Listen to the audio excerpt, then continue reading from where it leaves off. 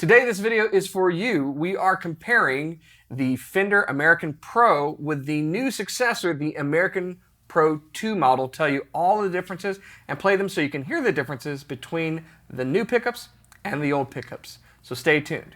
This video is brought to you by Chris McKee's Beard Oil. Oil your guitar fretboard and beard at the same time.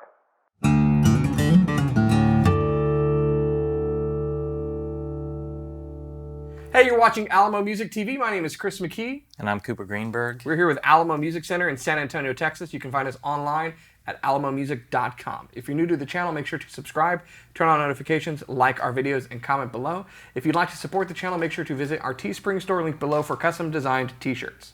So, Cooper, new Stratocasters. Oh, yeah. New Stratomacasters. We were talking before we start filming about how much we actually love Strats. And so whenever Fender comes out with a new variation, actually, honestly, if Fender comes out with a new variation or a limited edition or a new color, I'm just like, I must have that.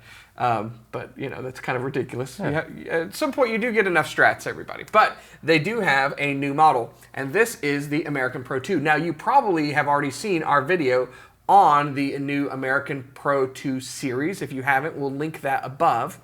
But this is the American Pro II in Don Johnson blue. Miami blue.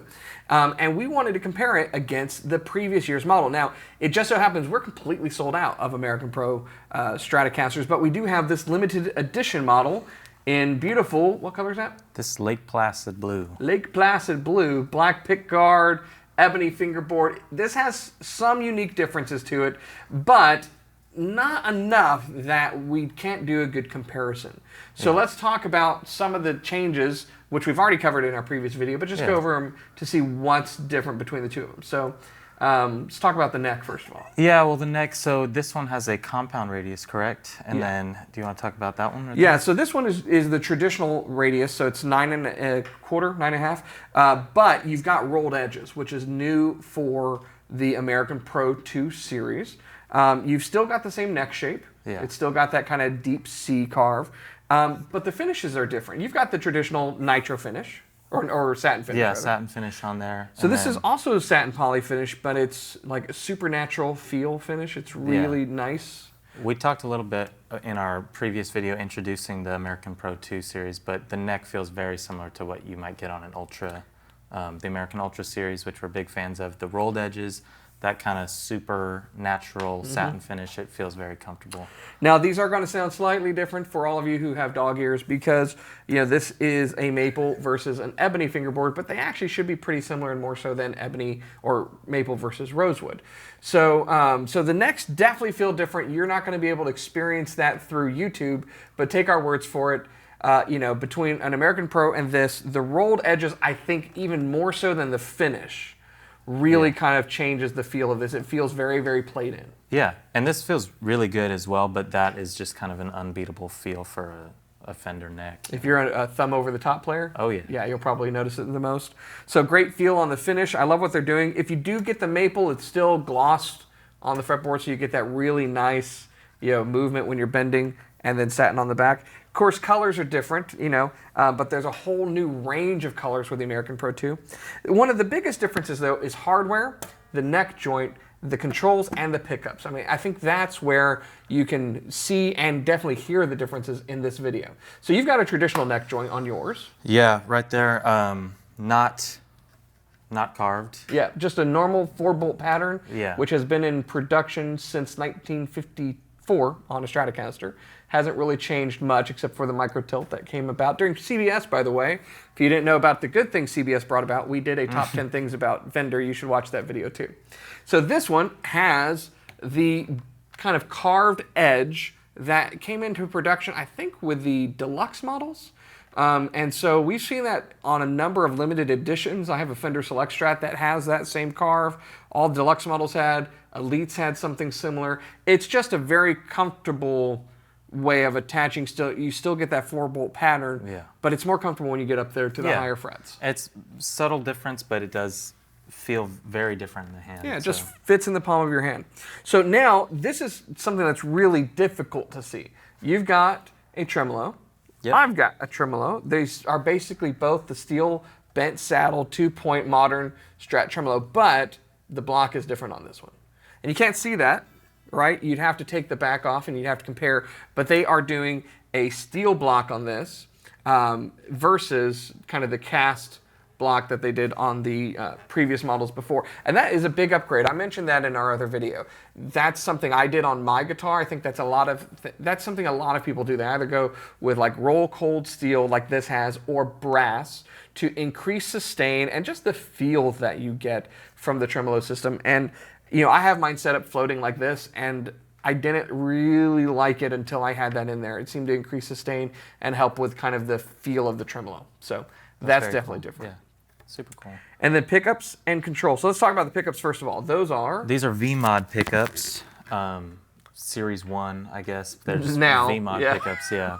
And V-Mods were vintage modifieds. Yeah. So if you're not familiar, when they did the American Pros, the vintage modified were this take where it was a mix of magnets in order to get a blend between the vintage sound and modern tones. So you had, you know, that vintage tone that you want, not too much output, but it was able to handle pedals and modern amps and everything a lot better than a traditional vintage model would. And these are just the latest iteration of them. And so that's probably what you're going to hear the most out of this comparison, is what you got from the V-Mods, which were great pickups, and the changes that have come about with V-Mod 2s. And that just happens, don't you think? Yeah, I mean, it's same thing with the Elites versus the Ultras. They're noiseless pickups, but generation by generation, they just make subtle improvements, and it, you know, just cleaner tones and more classic tones, and it's pretty cool. And they just try to keep improving upon the pickups and making them better. What's funny is we actually now, in our modern times, have a specific model to introduce a specific change to the pickup on, where if you know your Fender lore back in the day, you had staggered, you had flat, you had beveled pole pieces, not beveled pole pieces, and it was just like this rolling change that happened as they went through production over various years. But that's definitely the change. And then the biggest one that deals with the controls and the pickups is this, the push-push, which you don't have. Yeah, I don't have that over here. It's kind of your standard 5-way switch, nothing crazy. Which has worked, that's where it's at, for a long time. Yeah. So it's a great setup. But what they've done here is what we've seen on other models, again, like the Ultra, which is it's a push-push pot here in the second tone pot. And what it does is it adds the neck pickup into the situation. So if you're in 4 or 5, you already have the neck pickup. It's not doing anything there. But if you are in 1 or 2 positions, you can add the neck pickup, which means you can have like a telly and get the bridge and neck pickup together, or you can go to the second position, hit that, and then you have all 3 pickups on at the same time, which is a really cool sound. Yeah, very cool. So very straightforward. You don't have a ton of different combinations, which I think actually makes it a little easier to do on the fly and gig with. So those are really the differences, in addition to, like I mentioned, the colors that are coming down the pike with these 2 guitars. And I think tonally, you know, what you're getting out of the V-Mod 2s, the changes with the neck, the bevel as well, it's a great improvement upon an already great guitar with the Pro 2. So now we're going to play them. Cooper's going to run through demos on both of these guitars so you can hear for yourself the differences tonally between the V-Mod and the V-Mod 2s. Check it out.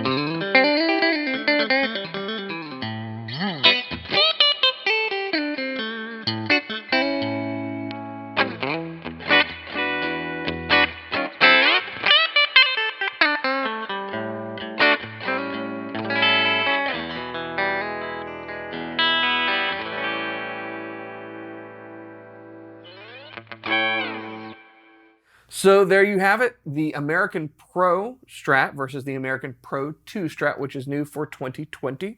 The Pro's been out for, what, 3-4 years?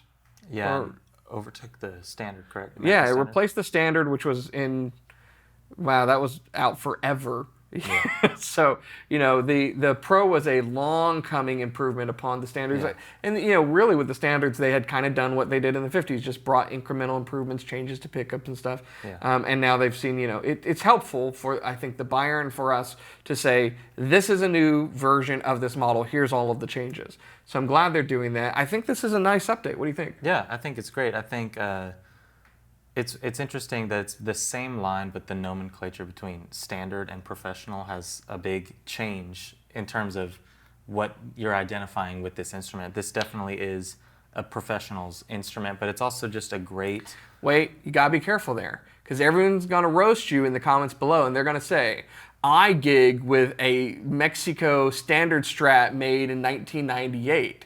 Which is also a professional's instrument if you're a professional, whatever. But... These guitars are just great across the board for somebody that's looking to invest in a great guitar to start off, or somebody that just needs kind of like the OG. It's the Standard, you know, it's amazing. But well, and can I, you know, let me bring it home with this. I think when we talk about, because we've had this comment before, which is why I bring it up and kind of make fun, where people go, well, you know, other things are professional too.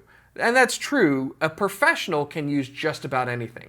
But what you find when you professionally do things is that you become more discerning and you look for certain features that make your job easier. And that's true whether it's guitars, it's photography, it's professional sports. You could go to like a sports store, you can go to Dick's Sporting Goods or Academy or something like that, and you can buy a regular, you know, baseball glove, and you can go play professionally. But you know, the professionals use something that's not just an off-the-shelf glove because they're more discerning and their job requires certain things. So I think when you're talking about a pro model, things like what's going on with the neck feel, what the pickups are capable of, this bevel on the back, is it needed? No. Do lots of professionals play vintage guitars that don't have it? Yes. But are some professionals looking for comfort and speed and, you know, versatility with the pickups? Yeah, absolutely. Yeah. And so I think that's what we mean when we say this is a professional model. And even more so the Ultras. Yeah. I think as this is a pro, then you get up to the upper end pro models for the really discerning professional that maybe you play in a top 40 band and you need a whole lot of stuff. This actually does that now. Yeah. You know, with the addition of this, listen, if you are a Strat player and you play in a top 40 band and you take like 3 guitars a night, no, you can probably take fewer now with a setup like this, whether you buy this guitar wired in yourself. It's very cool. Yeah.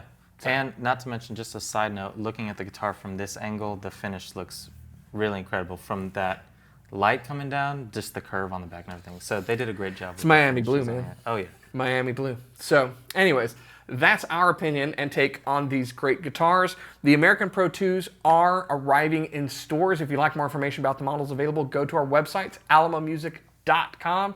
You can check out the specs on all the models. You get photography of the guitars that we have in stock and chat live with someone who can tell you what's best for your needs. Because there's a lot of guitars out there. You can choose from a variety of brands and models and submodels and limited editions and so forth. But at the end of the day, the very best guitar in the world, it's the one that you're playing professionally. That's it. If you're just playing in your closet, it sucks. No, the best guitar in the world is the one that you do make music on, whether it's on a pandemic Zoom live call or at a club somewhere or in your bedroom. So if you'd like more information about guitars, keep coming back here to this channel. If you haven't already subscribed, make sure to sub. Click the bell. It'll give you notifications when we do a new video. Hit the like button, comment below, and we'll see you next time.